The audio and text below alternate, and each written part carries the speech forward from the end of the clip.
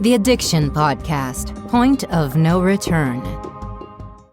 Hello, and welcome to the Addiction Podcast, Point of No Return. My name is Joni Siegel. I'm the host for the podcast, and my husband, Steve Siegel, is the producer and co-founder. Today's episode is episode number 353. Just a reminder to please subscribe to our podcast wherever you listen to podcasts. And if you give us a 5-star rating, then when people are looking for hope or help with addiction, our podcast will come up. And hopefully one of our stories will resonate with them and they will get the help that they need. Also, a reminder to please subscribe to our YouTube channel and also ring the bell so that you get notified when we put up a new video, and give our videos a thumbs up. Once again, it means to Google that people like to watch our podcast, and therefore people will find us because Google will put it up in front of people. So today's episode, as I said, is episode number 353, and we have an interview today with a couple. We don't always do a couple. Usually we just have a single individual, but today we have Alex and Angela Gilmore. Now, Alex is 51. He graduated in the top 5 and got a college scholarship. He went to state in cross country and track and qualified for the national team his freshman year. He was a pre-med student for biomedical engineering, but he was busted with 52 hits of LSD. He lost his scholarship and started the slow spiral downward. He became a male entertainer. I'll get him to tell us more about that. He played semi-pro paintball. I didn't know there was professional paintball. Who knew? And then he started to use cocaine. He tried crack cocaine. He lost everything, including his first marriage. He went to prison. He went to jail several times. And he was eating out of dumpsters. He started shooting up meth to get off cocaine. And he met his current wife and best friend. He got married. They got married in the middle of both of their addiction during a short sober run. And finally, they reached the end of it all. And they finally got clean and sober through God. Angela has had a career as a top saleswoman for Holiday and Club Vacations. And Alex now co-owns 2 companies. They have a small ministry, and they help drug addicts who are sent to them by referral or ones that they seek out to get into Christian-based recovery programs. They also go into women's prisons on Christmas and Mother's Day to hand out gifts and to minister. Without further ado, let's talk to Alex and Angela Gilmore.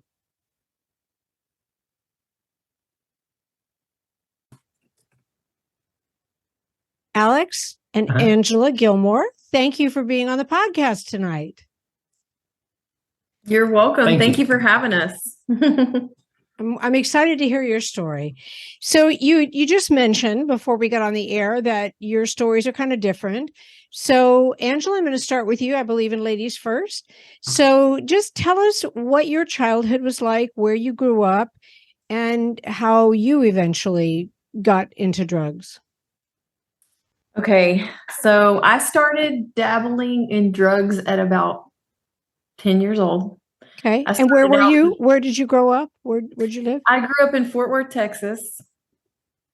Okay. And my real dad is actually a master police officer for Tarrant County Sheriff's Department. He's retired now.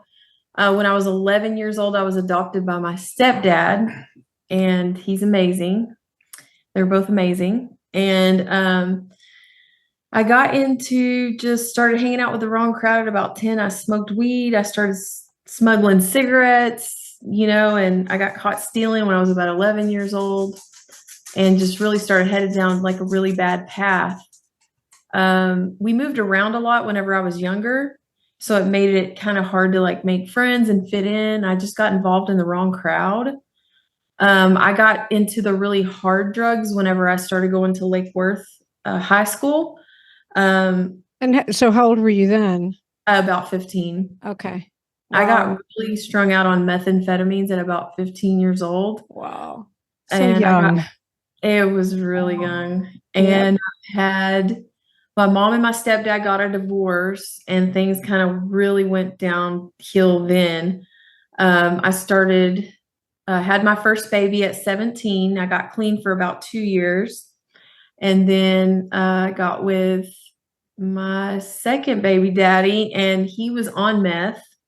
And so I got strung back out on meth again. And from there, it was just not good. First I was smoking methamphetamines. I didn't finish high school because I got pregnant. So I dropped out in the 10th grade. And I have 3 girls. I did lose my kids for about 7 years. My sister took them, which I will always and forever be so grateful for that. She had them for about 7 years during my addiction. And I smoked methamphetamine at first, but then I got to where I started using it intravenously. I still have the scars on my arms from where I used to shoot up. And I met him when I was like 26. And we've been married for 15 years, and we've been together for 17 years. And we met out on the street. We have a really cool story. I didn't believe in marriage because I'd never seen anything good as far as relationship wise. And I always knew and loved God, but I never knew how to really have an intimate relationship with him and be in love with him, if that makes sense. It does.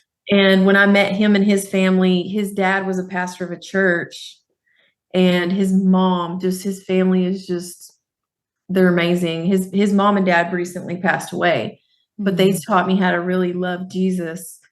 And we did stay. I got clean. He was facing 20 years of prison time.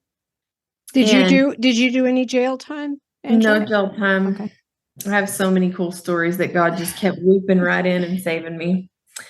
But I'll never forget this one day, and this is a really bad story, and it's so embarrassing. I wish I could take it back, but I can't.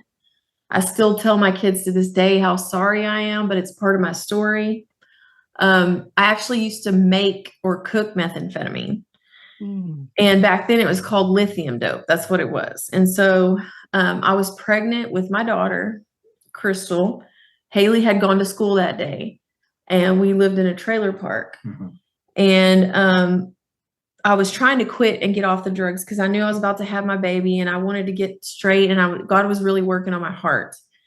And so I told the guy that I was with at the time, which is Bruce, that's Crystal's dad, the one I was pregnant with, hey, I'm ready to stop this. I want to get clean. We need to get this together. Well, he was breaking everything down in the house, and he had an anhydrous tank that was in my closet. It was leaking. And I was like, hey, you need to get this out of here.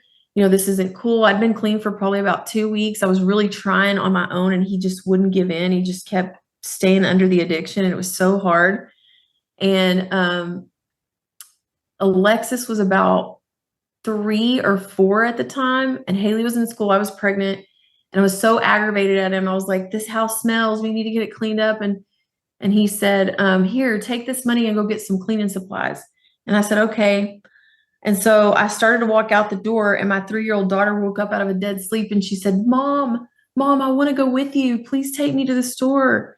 And I said, no, Alexis, just stay here. It's just 5 minutes down the road. I'll be right back. Go back to sleep. No, Mom, no, I want to come with you. Please let me go. And so I loaded her up in the car, and as soon as I turned the little corner down there were 11 cop cars that were lined up outside of my house. And had she not woke up at that very moment and asked to come with me, she would be forever gone. And that's how God always watched out for me. Wow. I'm just so thankful for that. I did come back to drive past, and they had like a 6-foot anhydrous tank propping open my front door. He ended up doing 10 years in prison. Wow. But the whole time of my drug addiction, I always talked to God, and I always had a relationship with him. I just wasn't like aware of his full effects if I gave in to him fully. Yep. And we actually have a ministry now. It's called Soldiers for God. It's just something really small. It's a Facebook page. Okay. And we just like take phone calls late at night, or we'll pray with people, or we might have to take someone a meal or send somebody a little bit of money or help find them placement in rehab. Okay. But God actually gave me that ministry in my drug addiction. Wow. And I used to read my Bible even through those times. Sometimes. The hardest thing about getting someone into recovery is getting them to agree to treatment. Bobby Newman, a certified drug counselor with 30 years experience and an over 85% success rate as an interventionist, has created a series of 12 videos that you can use right now to learn every step to get your loved one to agree to treatment. Call 866-989-4499 today and say the word podcast to get a 10% discount.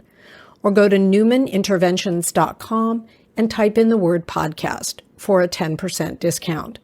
This service comes with a free 1-hour consultation with Bobby. We appreciate you listening to the Addiction Podcast, Point of No Return. We don't do this podcast because we are former addicts. We don't do this podcast because we have loved ones who have suffered from addiction. We do this podcast because we feel that addiction is one of the biggest problems facing the world today, and that no matter who you are, no matter your religion, no matter your income status, no matter your race, no matter anything about you, addiction affects you. This podcast is a free resource for anybody looking for help with addiction. If you would like to contribute to our podcast, please go to bit.ly/fightdrugs. That's https://bit.ly/fightdrugs and make a donation of whatever amount you would like. Thank you for supporting us. And so he created a beautifully broken story. And then I met this beautiful man here. Well, Alex, your story is kind of interesting. I did read a bit of your bio before we started. So tell me where you grew up, what your childhood was like, your history. I'm 10 years older than she is. So we ended up going to the same high school, but completely different circumstances. I was a straight A student, got a scholarship running cross country and track. I think I graduated like fourth, fifth, sixth in my class at high school. And I was always a straight A student. I wanted to be a doctor since I was like 10 years old. And I wanted to go into biomedical research. That was always my dream, always my goal. And so in the cross country time, I started hanging out, partying a little bit. And next thing you know, I started selling LSD. And, didn't come from a lot of money at that point in time. And, even though they paying for school, they didn't pay for all the other stuff you wanted. And so I thought that'd be a great way to, make some income. And, of course, then a little prestige comes with it. At least you think it is at the time. Mm-hmm. And so I had my best friend in high school turned me into campus police and with 52 hits of LSD. And ended up losing my scholarship. I was fixing to we just had a national meet for cross country not long before that, and that was my freshman year. I still had a 3.85 GPA, even though I was still dabbling. I had definitely had my future ahead of me for sure. Right. And, were you doing LSD in addition to selling it? Oh, of course. Oh, okay. All right. Yeah. We started going out and just doing a little partying, a little drinking. And, before that, I didn't drink. I didn't party much. I went and I ran. I went and did schoolwork, and and that was it. That was my life. And, it's amazing the things that can be placed in your life to bring you out of focus really, really quickly, especially, And Angela said your dad's a preacher. Yeah, actually. So my father is, he was a pastor. He recently passed away. But Dad would have been the 6th generation of minister in our family. Oh, okay. I ran pretty hard. I didn't make it all the way away. I ran pretty hard from God for a while, but he brought me back for certain. You are listening to the Addiction Podcast, Point of No Return. For more information on the podcast or to reach out if you have a story you would like to share with us, go to our Facebook page by the same name, or you can email us at theaddictionpodcast@yahoo.com, or go to our website, theaddictionpodcast.com. And please remember to subscribe to our podcast wherever you listen to podcasts and give us a 5-star review. We appreciate you listening to the Addiction Podcast, Point of No Return. We don't do this podcast because we are former addicts. We don't do this podcast because we have loved ones who have suffered from addiction. We do this podcast because we feel that addiction is one of the biggest problems facing the world today, and that no matter who you are, no matter your religion, no matter your income status, no matter your race, no matter anything about you, addiction affects you. This podcast is a free resource for anybody looking for help with addiction. If you would like to contribute to our podcast, please go to bit.ly/fightdrugs. That's https://bit.ly/fightdrugs and make a donation of whatever amount you would like. Thank you for supporting us. So you got caught with the LSD and you lost your scholarship. Did you go to jail for that? Did you? So I did get arrested, and then I was placed on 10 years deferred adjudicated probation. Okay. About the 6th year, I kind of started partying again, going to the bars, drinking. You lost your scholarship. Well, I'd already lost that on the first time. And come to find out, a little toot of cocaine will sober you up for the drive home, And a friend of mine, who he and I started dancing at a male strip club. And before you know it, now we're doing cocaine every weekend. And then it went to every, couple times a week, and then every day, and during that time frame, you're making so much money, you don't realize you have a problem until it's too late. Right. And we were doing the cocaine all the time and drinking constantly, but working out and doing enough steroids, it didn't take an effect on your body like it would the average person, right. And after that, I decided it was time to quit the dancing and retire, and went to a party. It was a group called Pimpadelic, and my brother his best friend was the lead singer, and they showed me how to rock up cocaine and smoke it on a can. And that is when all hell broke loose. Life went downhill, straight down, no spiral. It was a straight drop. Wow. I lost my family, my wife then, of that time, my 3 kids, my job. I had a truck, a car, a motor, everything was gone. Everything was gone. And I was out on the streets, and on crack cocaine, I was I started going to all the wrong sides of town, and I was, staying out there for weeks on end. And it didn't matter. I was going to do what I needed to get that next high. Right. And that's where I started racking up the prison sentences. And the first time I went was like 2.5 years. I got out. I was out for 2 months and caught another charge. It was roughly 2 months. And how old were you then, Alex? I would have been 26, 27, somewhere in there. Wow. Park. And I got out. It's one of those deals where you get out, you're healthy, you've put that weight back on, you got some muscles on you, and you're like, you get back out and you're like, go back to your old little places, and you're like, look at me, man, I'm looking all good, I'm all healthy again. Hey, what are y'all smoking? And it's right back into the mix again. And and you're just like that, you just yank back down into the pits of hell. Yeah. I was strung out on crack for years and years, man. I got so many crazy tales. I was actually smoked crack cocaine under a bridge through a tornado that came through Fort Worth. Wow. Almost pulled me out of underneath had underneath my shirt smoking. Wow. And not realizing, I was like, man, it's getting awful windy, Oh. Having trouble keeping this lit. And next thing you know, I was underneath the bridge, and I was hanging on to, and the stupidity of it is I was hanging on to a root with one hand, and I had the crack cocaine in my other hand, and I would not let go of that crack to hang on to anything else. And it survived it. And when it was done, I smoked the rest of it. Okay. That's the stupidity of it. Yeah. Wow. No, it's gross stuff, man. And then how did you two meet? I mean, how did that happen? So I went back again on the second time.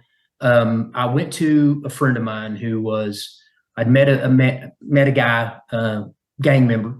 And at the time, what they represented seemed like it was something that power, money, drugs seemed like a good thing to get into.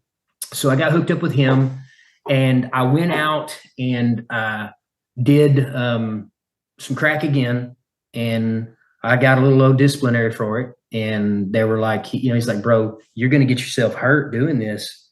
Just let me shoot you up one time with methamphetamine and you'll never touch crack cocaine again. And I was like, dude, I'm never going to shoot up nothing. Well, finally, after that happened, I was like, dude, here, just do it. Just, I don't want to do crack anymore. I'd literally smoke that stuff and be in tears. I just want to stop it. I couldn't. I hated myself, hated my life, hated where it was going. And so he shot me up with methamphetamine, and I never touched crack cocaine again after that. But for like the next 6 years, I was strung out on meth. Okay. And she had lived across the street from my brother's house way back in the day. And I fled from the cops because the ATF was looking for me. And we'd gotten ourselves in all kinds of, me and my friend had gotten ourselves in a whole bunch of stuff. They were trying to press organized crime against us, all kind of felonies. Wow. And was looking for us. So I fled across the street from her, and just through a mutual friend introduced her, and she'd come over to the little house the little loft I was staying in, and I saw her, and I was like, I'm going to marry that girl. I'm going to marry that girl. And she, and they were like, whatever, and it, of course I weighed, I don't know, maybe 145 pounds during then. The zits all broken out on my face. We both were pretty small. Pretty rough. Yeah. And so then I just started hanging out around her, and we, I was doing everything I could to slide in between her and her current boyfriend. And, I'm like, this is like my little sister right here, Nope. So anyway, things fell into position. And one day he left her and her kids stranded out on a balcony. And she was like, do you really mean all the things you said? It was a hotel. Do you really want me? Do you want these kids? Will you do your best to take care of us? And I said, absolutely, I will. Absolutely, I will. And I sent somebody to get them. And he was on the run from the U.S. Marshals facing 20 years. Yeah. Oh, my God. And I was like, this doesn't make sense. Yeah. No, not at all. Yeah. But God said it made sense. Yeah. And made the U.S. Marshals top 10 that year for good old Tarrant County. Oh, wow. And I was all over the news. Yeah, they were looking for me pretty heavy. But she and I started running together after that. And you were both still using at that time? Yes. Okay. Yeah, we're both shooting up meth. Yeah. Actually, later on, I got her on the point. Yeah, good old. Yeah, he's good the old one that fella got me shooting up. It's all his fault. No, I'm just kidding. I see.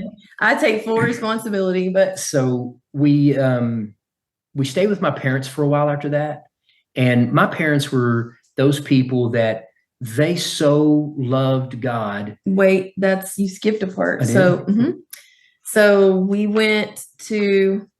met. I was staying in a hotel. And then he was facing 20 years. This is an important part. Oh, yeah. And he didn't know. I was like, I don't care. I'm going to wait for you. I love you. I came to see him once a week. I put money on his books. And in my heart, we were struggling. Like, we would want to stay clean, but we'd stay clean for a couple of days. But what happens when you're on that stuff is you get caught in a cycle. So at first it's fun.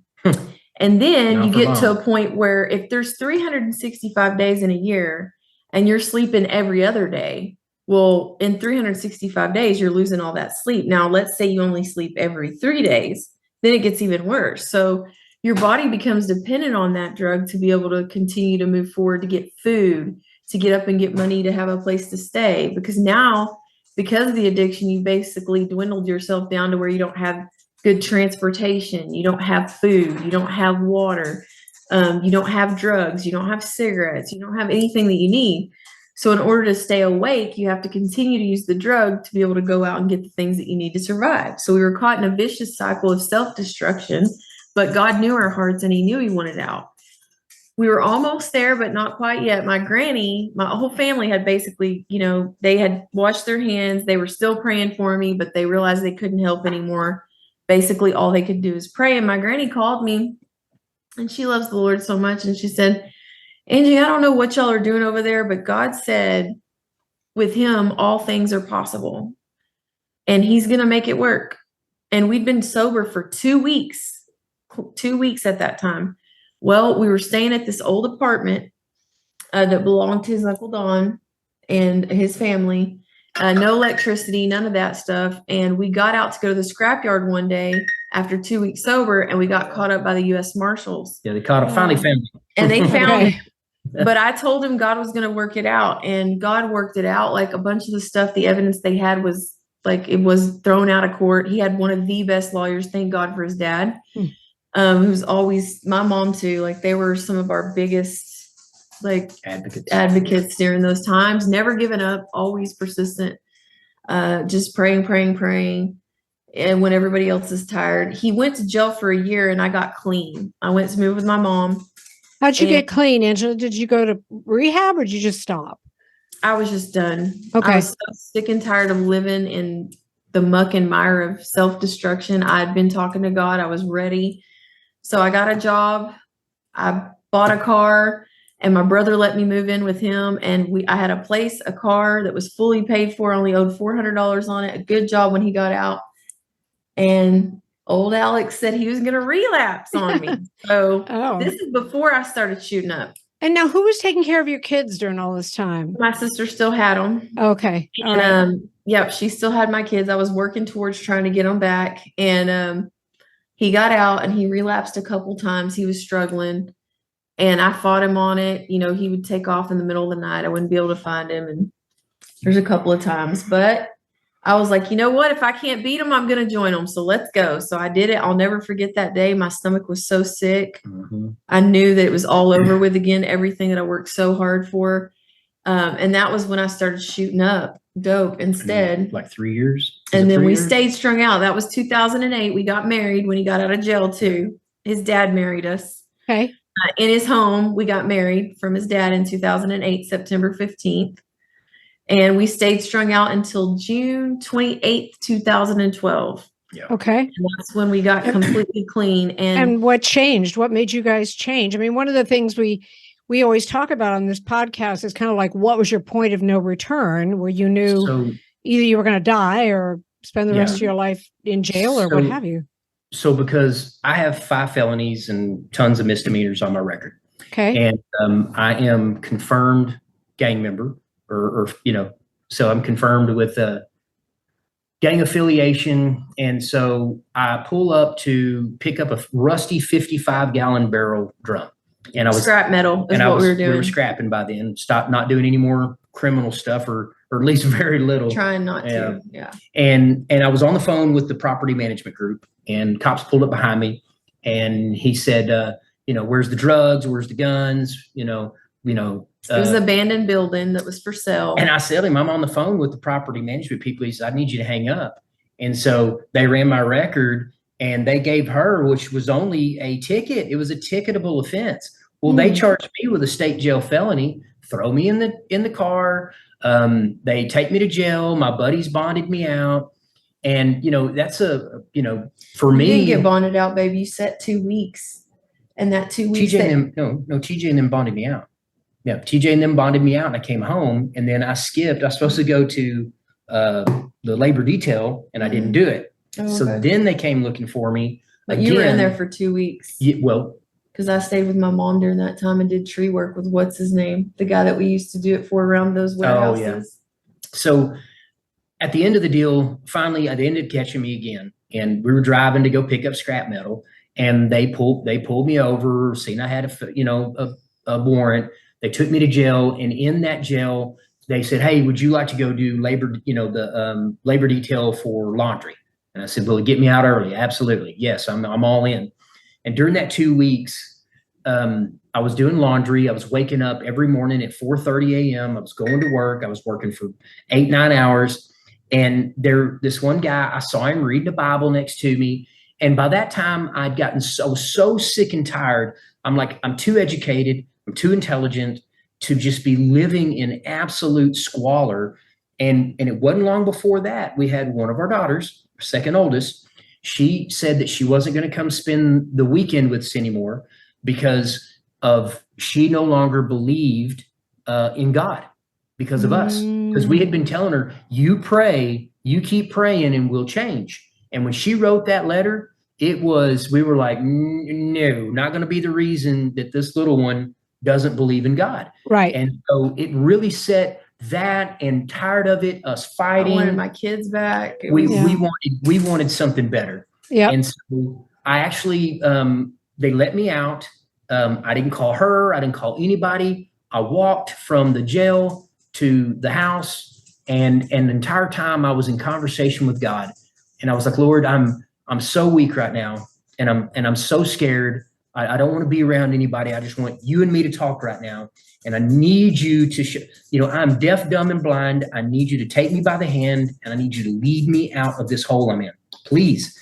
And I was almost to the house, and one of our really good friends, his name's Danny McKenzie, he picked me up, and he was like, hey, bro, I got some dope. I got a 16th of meth. You want to do a bump? And I was like, no, Danny, I don't. He's like, come on, man, don't be playing, bro. You know you want to do a bump. You ain't had no dope in a couple of weeks. I'm like, no, Danny, I'm done. And he's like, well, you're just saying that now, but you'll change your mind. So he gives me a ride to the house, and I see her, and she comes over there, and she's like, so what's now? I said, I'm done. She goes, oh, I'm done too. So let's be done together. Yep. And when you're coming off the drugs, oh my God, we were arguing. Your emotions are so in an upheaval. Your brain's trying to find balance again, sleep. And so we were constantly at each other, and Danny come back again, and he was like, bro, I got dope, man. Don't y'all just do some dope and all the fighting will stop. And we're like, Danny, we can't stop, And so, and so that day I remember he left, he was like, dude, he goes, you're going to force me to get clean, aren't you? And I'm, what do you mean? He goes, dude, you're one of my best friends. And if you're not going to do any dope anymore, I can't do any dope if we're going to hang out. Oh, wow. I said, I guess that means you're quitting, bro. Yep. And so I guess I went maybe 3 weeks. Oh, I had met a gentleman named Steve, and Steve worked for Sunt Construction on the 7th Street Bridge project. We met him when we were scrapping metal. And he told him then he seen so much potential in him. He's like, why don't you when you get clean, come talk to me. Yeah. He said, why don't you have a job? And I said, well, I said, do you want me to tell you the truth? And he's like, yeah. I said, I shoot up too much dope, and I got too many felonies. And he was like, well, that is definitely blunt. He said, well, what if somebody gave you a job? Would you quit? I said, are you offering me a job? And he's like, quit and find out. So I'd been clean. I stayed another 2 weeks, which meant I had it 30 days completely out of my system. I went, filled out an application, and he hired me. And I worked on that project clean. And then after that, I'd been, I guess, almost 2 years sober. And my brother was like, hey, because, man, you're really doing this, aren't you? And I'm like, yeah. And so Sunt had finished that project. They moved back to Arizona, and the rest is, as they say, is history. Now, I did relapse one time after that at about 2.5 years in. About 2 years in, roughly, I relapsed. And the sad part is I had probably $1,600 in my pocket. Mm-hmm. And I went and bought a 20 of dope, a package of needles. I went and shot it up. I'd been drinking a little beer at the time, and I was like, this is not what I want. And I went back, bought one more 20, did it. I called my brother and said, dude, I've messed up, and I need you to come get me. And of course he calls her, and he's like, don't freak out on him. Just pick him up, take him home. And, I felt so sick. The dope itself, plus the feeling from after having done that after that, I've never touched it again. And we've been, that's been, It's been hard to get through that, but we have. And so what was your clean and sober date then finally? How long? I'm just curious. We say June 28th, 2012. So yeah. We've been clean for 11 years. That's amazing. That's very well done, both of you. I mean, from Yeah. everybody we've talked to, I don't have my own drug history, so I don't have a complete understanding of it personally, but I know it's not easy. And It's not. that's pretty monumental that you've gone that long. Mhm. And It's I feel like, and maybe I'm wrong, but I feel like every day you wake up and you have a day that you're clean and sober, I would think it gets that much easier to do it than the next Oh day. yeah, for sure. Yeah. It does. It's Yeah. like we basically, I asked God, it's a decision that you make. And, it's like, I never thought I would be able to get over that. I would always want that drug, but that's not the case, because when Right. you cry out to God and He can see in your heart how desperate you are, that you want change and you're tired of living that way. Yep. That's when He really comes to the rescue. Yeah. And you have to keep making that choice to ask Him, please, Lord, please remove this from my heart and from my mind. Help me to take this addiction out, because we can't do it as human. We just can't. Without Him, there's no hope.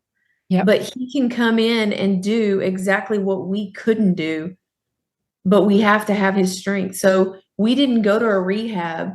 Our rehabilitation was the love and the Holy Spirit of Christ. And that worked for you. And that's amazing. And like I say, very, very well done. And so now you have this ministry, and tell us about that. Tell us what you guys are doing now to help others. So it's basically not, so I have a Facebook group. It's called Soldiers for God, not of God. I made it a little bit different because there's so many that have of God. It probably has now about 713 members on there.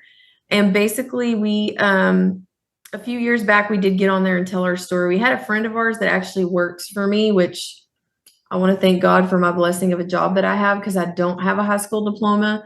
But when God opens up doors, He really opens up doors. So my husband is half partial owner of CDR Construction and Roofing now with his brother, and the company is starting to really come a long ways. I'm so proud of them. And God has made me really good at sales, and He gets all the credit for that. So, it's not a lot of money, but there's been times when I've made $60,000 to $75,000 a year with no high school diploma whatsoever. Yep. And I have worked for the same company for 11 years. It's Holiday Inn Club Vacations, and I'm one of the top sales reps in the company. That's awesome. Yes. And I love what I do. I'm so thankful. We just recently had a furlough or a layoff with severance pay, and He again protected me and pushed me back into the company. So basically I got 3 weeks paid time off and a brand new position with managers that I love, that all love the Lord so much. Awesome. And it just became a blessing. But yeah, Soldiers for God is so basically with the little ministry that we have, we were, COVID kind of shut it down. We were going into the prisons to go see women's prison and going to see them and sharing our story there. Yep. And one thing that you don't see a lot of in our realm is a couple that met in the drugs and came out together and are still together. Yeah, it's exactly. It's a very rare bird. Yep. And so the women would see us and they would be like, "Oh my God, it's Angela and little John Cena again." And, and that's what they call me. But they would, they would see us, and they'd see us every year, and they're just like, "Man, y'all's story is so cool. It really gives us hope." And now, like, other people will call us and be like, "Hey, I've got a nephew. He's really strung out on heroin. I got a cousin that's strung out on cocaine. I got another friend that's strung out on meth." And they'll get, send them to us, and we'll talk to them, and, "Hey, call me at night, call me whenever, but let's get you through this." And then we do everything that we can to try to get them. We have a number of different small ministries that we're able to get them rehabilitations that are Christian based or God based. Okay. And we can get them into those. Yeah. That's awesome.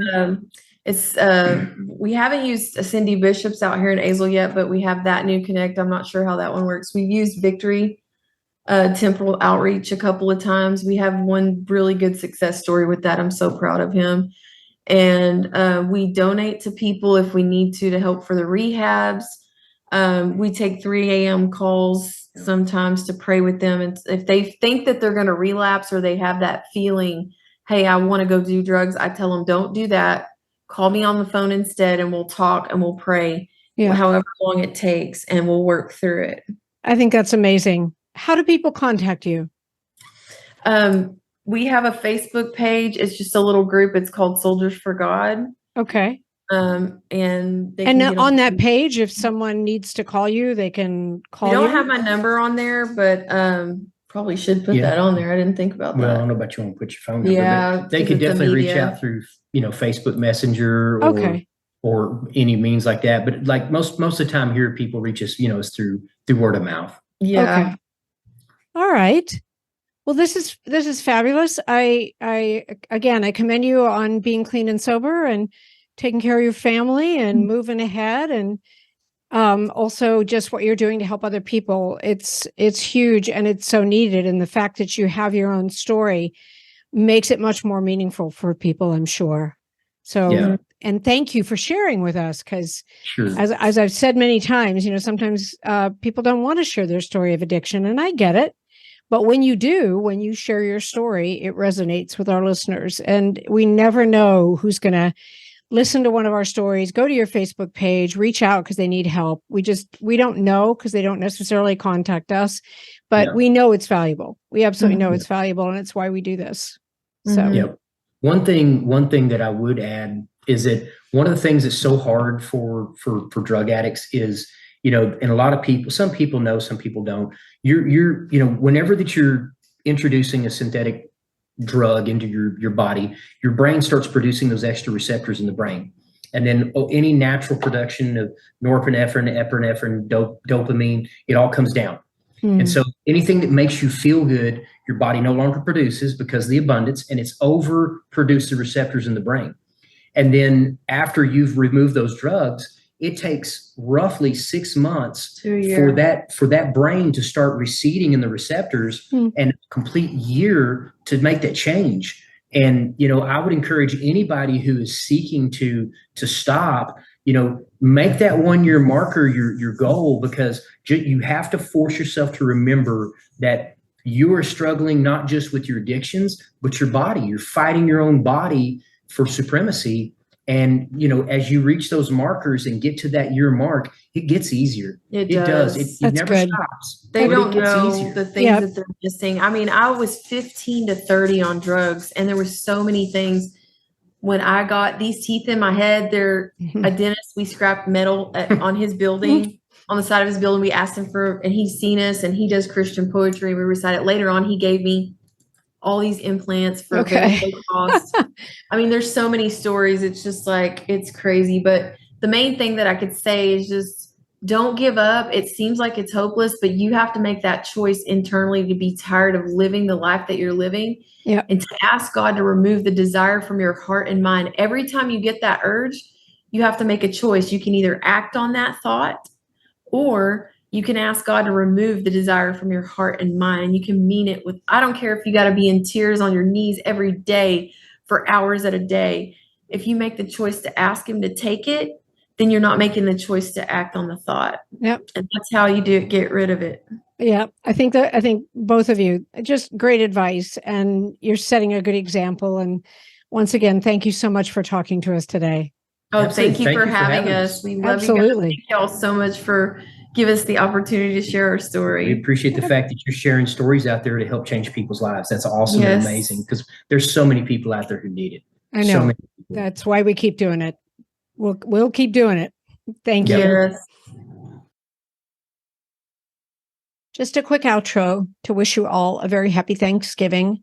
Hope that you have lots to be thankful for. And once again, if you need treatment, don't wait. Do it now. If you have a loved one that needs to go into treatment, do it now. You'll be glad.